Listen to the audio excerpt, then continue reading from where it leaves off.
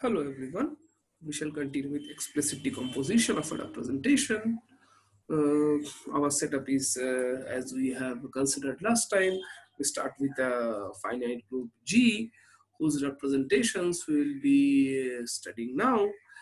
Assume that Wi rho i's, where I runs from 1 up to k, are all inequivalently reducible representations over C. Please note that there is a small mistake. It will be Wi, not just W. Now, if you consider any representation rho on a complex vector space V, then we can decompose V into irreducible subrepresentations. Furthermore, we can rearrange the summands in such a way that equivalent equivalent subrepresentations are put together. So we can we can arrange the terms in this way and assume that so for each Wij is isomorphic to rho I for any I from 1 up to k. So simply saying that in the first parenthesis all subrepresentation are isomorphic to rho I. In the second parenthesis it's rho 2. So similarly, and then generally in the ith parenthesis all subrepresentations are isomorphic to rho I. Okay.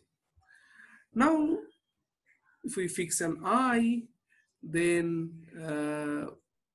let's recall that what we have done in the last discussion.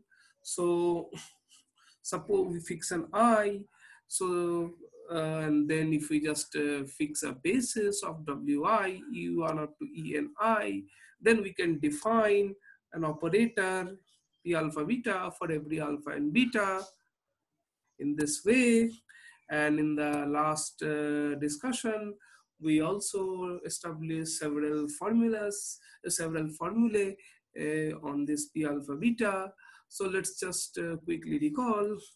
If rho is rho j, then P alpha beta is 0 when I not equal to j, and when I equal to j, we have some relations between how relations on how to work with this P alpha beta, that is what is the rule of compositions, so on and so forth.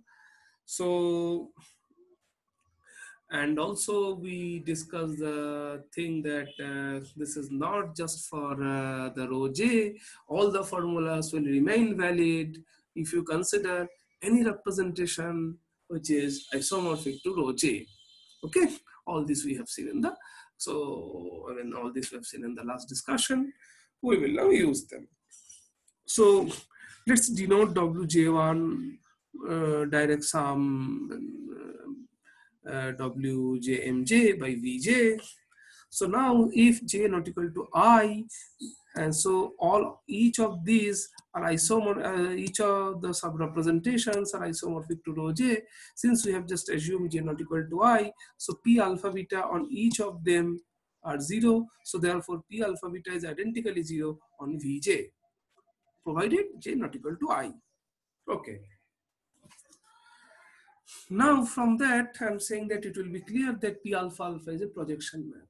So a projection map means it's a map such that it's a map P such that P square equal to P. So P alpha alpha times P alpha alpha is P alpha alpha. Basically that follows from the projection rule. Projection rule in which we have discussed in the last discussion. P alpha beta compose P gamma delta is P alpha delta, provided beta equal to gamma, otherwise it is 0. Okay. So if you apply that, then this is the thing that we are having. Of course, I mean this holds on whole of V, because on the other components Vj, where j not equal to I, everything is identically 0. So this is what so this holds for every, this holds on the whole of V. Okay, so that shows it's a projection operator. Okay, and also each Wij is invariant under P alpha alpha, and P alpha alpha is identically 0 on every other Vj where j not equal to I. So putting all this together, what we get is image of P alpha alpha is inside Vi. Let me explain once again. So V is decomposed into as a direct sum of V direct sum of Vj's, and for the terms where j not equal to I, P alpha alpha on those summands Vj will be identically 0. Okay, and on Vi, so Vi is just the direct sum of mi number of sub-representations Wij, and this P alpha alpha and P alpha alpha sends each Wij to itself. So therefore, putting them everything together, we get the images contained inside Vi. Okay, but let's denote the image by Vi alpha. So again, in the last discussion, we have seen that the summation P alpha alpha is identity on any representation which is isomorphic to rho I. So from that we see this is identity on each of these vector spaces. So therefore, it has to be identity on their direct sum. So from here we get for every x in Vi, x is nothing but same as the summation P alpha alpha x. Okay. Now, according to the notation that we have just fixed, the image of P alpha alpha is Vi alpha. Therefore, from here we get Vi is the sum of Vi1, so on and so forth, Vi Ni. Okay. Now, my claim is this sum is indeed direct. How to show that? So, in order to show it is direct, we just take a sum and equate it to 0. Now, in order what we have to show that we have to show each of them will be 0. So what we do is we apply P gamma gamma. So once we apply P gamma gamma, then only the term corresponding to gamma will survive. Everything else will be 0. So for this term corresponding to gamma, P gamma gamma, compose P gamma gamma has to be P gamma gamma.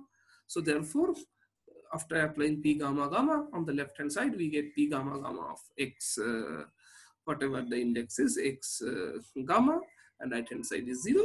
That's what we need to show for every gamma. Okay, that's what we are supposed to show. Okay. So from here, the upshot is we get the decomposition of Vi into the direct. We got the following direct sum decomposition of Vi. So is everything clear? So let me just quickly repeat. So since this is an identity operator on each of these Wij's, so is on their direct sum Vi. So every x can be written like this. From here it is clear that it is the sum. Now in order to show it is direct, we take something like this and equate it to 0. Once we apply P gamma gamma, the left hand side turns out to be P gamma gamma x gamma, and right hand side is 0. So thus we get each of these summands appearing here is 0. That shows that the sum is direct. Okay.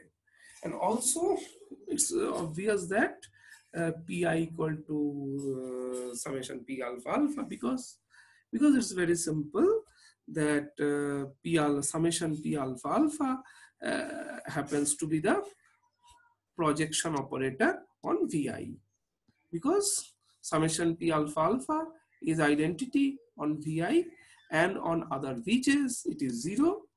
That's what we have seen here, right? So each of these terms will identically vanish on every Vj. So is this, and on Vi this is identity. So therefore right hand side happens to be a projection operator on the subspace Vi, and already the projection operator on the subspace Vi is denoted by Pi in one of our earlier discussions. So they have to be equal because they are just the projection operator on the subspace Vi. Okay. Now on the next step we will consider P alpha beta and P gamma gamma. So if beta not equal to gamma, it is 0. Okay. So what does that show? It shows that, so if I take an element from the image of P gamma gamma and apply P alpha beta on that, so that will be 0. So in other words, P alpha beta is identically 0 on every Vi gamma whenever beta not equal to gamma. Okay. Now what happens when beta equal to gamma? So when beta equal to gamma, it is easy to see that P alpha beta sends Vi beta inside Vi alpha. Why? Because again, because of this relation. P alpha beta compose P alpha alpha compose P alpha beta from our rule, since alpha equal to, so since this equals to this, so the composition will be P alpha beta. That shows that the image of P alpha beta is contained inside the image of P alpha alpha. Okay, so image of P alpha alpha is nothing but Vi alpha. Okay, so thus this map P alpha beta, if we restrict it to Vi beta, so you can think of it as a map from Vi beta to Vi alpha. So this holds for any alpha and beta, as you can see. So from here it is clear, if we consider P beta alpha, then P beta alpha will send Vi alpha to Vi beta, and now next we can immediately see these two maps are inverses to each other, because P alpha beta compose P beta alpha is P alpha alpha, and here it is P beta beta. And when we are talking about and P alpha alpha is the identity map on Vi alpha, and P beta beta is the identity map of Vi beta. So therefore, if we restrict our attention on Vi alpha, and Vi beta, then these two maps are in fact, then these maps are just isomorphisms. Therefore, we have the following scenario. Vi is the direct sum up like this. So once we apply P alpha beta, all other summands will be 0 except the Vi beta, and that will be sent to Vi alpha. Okay, and similarly for P beta alpha. Similarly for P beta alpha, all other terms will go to 0 except the Vi alpha, which will be sent isomorphically, of course, to Vi beta. Okay. So therefore we know that how this maps P alpha beta acts on these summands. So keeping that in mind, what we do is we first start with a non-zero vector in the Vi1. Okay. So once it is there, we will consider its image by one. So once we have an x1 here, so P11 x1 is of course x1, because P11 is an identity on Vi1. Then P21 by whatever we just said, P21 will send the vector x1 inside Vi2. So thus, if we just keep applying P alpha 1 for any alpha running from 1 up to Ni, we get the vectors in each of these direct summands. Okay, so we consider these vectors and then take the linear span of these vectors. So the first observation regarding these vectors is the following, that this set of vectors is just this set is linearly independent. Why? Because suppose if this is 0, suppose a linear combination 0, then you just have like earlier you apply P alpha alpha on both the sides, so only one term will survive and rest of them will be 0, and that gives this. And since x1 is non-zero and this is isomorphism, that sends Vi1 to Vi alpha. So if since this is non-zero, this guy cannot be 0. So therefore C alpha has to be 0. That's why you get all coefficients 0. Okay, fine. Next, so what we have done is, let me just repeat. I start with a non-zero vector here, and using P alpha 1s, I kept on pushing that vector into the other summands. That gives me thus gives me Ni number of vectors, and we just check that the set of set of vectors thus obtained is linearly dependent. Therefore, it is generating a subspace of dimension Ni. Okay. Next thing that we will see that the subspace that what we have defined by and denoted by Wx1 is actually G invariant. So how to show that? This is again a routine verification. So if we take any G and any alpha, so what happens with rho G P alpha 1 x1. Remember, this is a basis element of the subspace we are considering, namely Wx1. So that means it is just this from the definition, and then using a formula that we have established in the last discussion, this happens to be this. Remember, there is a small details missing in the last discussion. Whatever we have done there, everything was done when the row was happened to be, a row was assumed to be row I, where row I is the irreducible representation. And now here we have actually on Vi, it is the direct sum of row i's, ni m. Yeah, so again there is a small mistake, it will be mi times. So what we will do is we will break x1 as a sum of elements from here, here, here. So on each of them, the earlier formula holds. So on each of these components, the earlier formula holds. Therefore, so holds for any vector on Vi. Okay. Again, let me repeat, since our formula that we have derived, that was when the representations was assumed to be the irreducible one, namely in particular row I. So there we devise that, but here we don't have an irreducible representation. Rather, instead we have a direct sum of the same representation. So you work component wise and arrive at this formula. So this just shows that if we have a basis element and apply rho g on that, it will again be a combination of the basis elements of the same subspace. So that shows Wx1 is G invariant. Now what we do is we consider the isomorphism from Wi to Wx1, the isomorphism that sends each E alpha to rho alpha 1 x, P alpha 1 x1. Okay, it's an isomorphism because it sends the basis to basis. Now what we see that we have a following commutative diagram. So from row I to row x1, the vertical map is this isomorphism, and here we have row I. Please note that there is a small mistake. It will be row I of G. So yeah, so now to see why this diagram commutes, what we do is first we take a basis elements, because it's enough to work with basis elements as we are dealing with linear maps. So E alpha by rho Ig goes to by rho Ig goes to this, because that's what we have. That's what we have. So E alpha goes here because Rij is the matrix representation of rho Ig. So once we know the matrix representation, we know how to get the image of A alpha. That will be precisely this.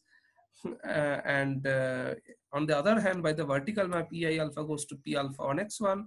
When rho g applies to that, it sends is to this. And now here, so this is my vector here, and once we apply the isomorphism, so therefore the same thing, each E beta will go to P beta 1 x1. So going from here to here and here to here, that turns out to be they turn out to be same. So therefore we have the following commutative diagram that establishes that this isomorphism of the vector spaces. Remember, first we consider the isomorphism between these two vector spaces. Then using the earlier formula, we show that isomorphism indeed is a G invariant map. G invariant map. Therefore, that isomorphism is actually a isomorphism between the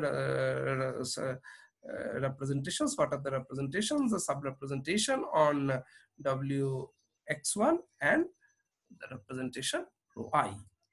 Okay.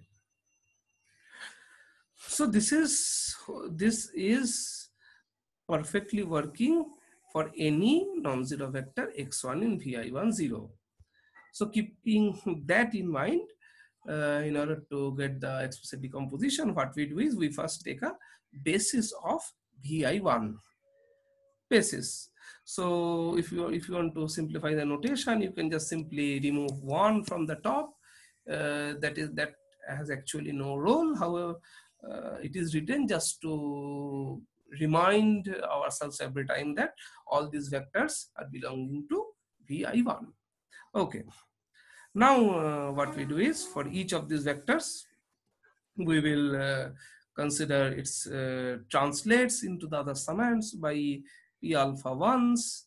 So for each of these vectors we do this. Okay, now the thing is, I leave you to check that this is actually, this entire list is actually a basis of vi.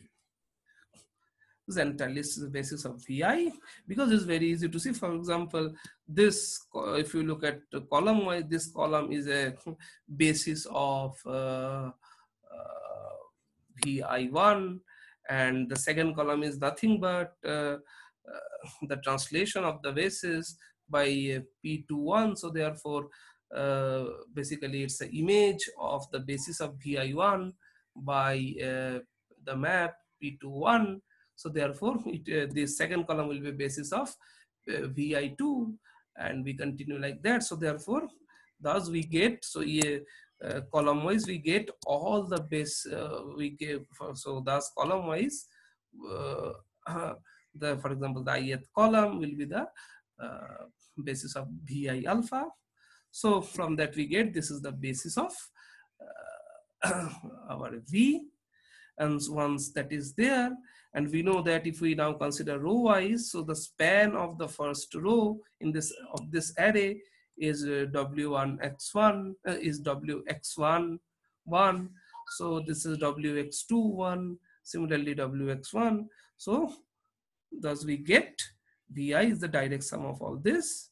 Wxl, L runs from 1 up to mi.